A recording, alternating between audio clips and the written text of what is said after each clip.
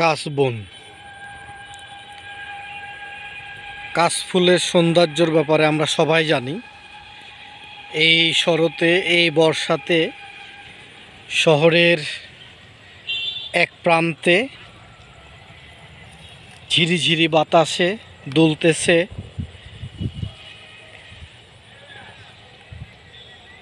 কাশবন।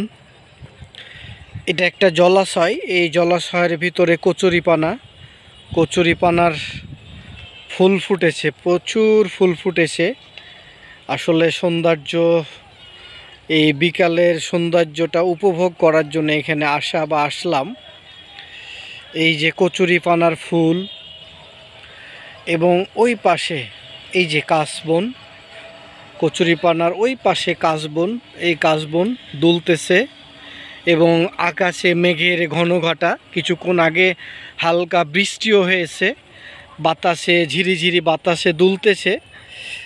এই যে কাশবন, কাশের ঝিরিঝিরি বাতাস হচ্ছে এবং খুব ভালো লাগতেছে, এবং আকাশের পরিবেশটাও খুব সুন্দর। প্রভু, আকাশটা একটু দেখায়। কি আকাশ এবং বাতাস! এই নির্মল প্রশান্তির বাতাস মাঝে মধ্যে আসলে উপভোগ করতে হয় এবং ভালো লাগে। যখন মনটায় প্রশান্তি না থাকে বা মনটা যদি খারাপ থাকে, ওই যে আকাশে মেঘের ঘনঘটা, এই হচ্ছে কাশবন। অলরেডি মাগরিবের আজান হয়ে গেল, আজান দিচ্ছে মসজিদে। আসলাম একটু ঘোরার জন্য এবং দেখার জন্য। ভালো লাগতেছে প্রকৃতিকে উপভোগ করতে, এবং সবুজ।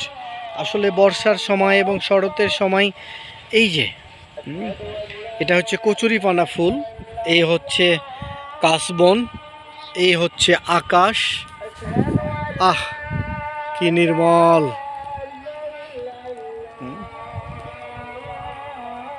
আর একদিন অন্য কোথাও, অন্য কোনো এক জায়গাতে গিয়ে সেখানকার প্রকৃতি দেখাবো। প্রকৃতির সাথে আসুন, প্রকৃতিকে উপভোগ করুন এবং নিজের মনকে প্রশান্তি দিন।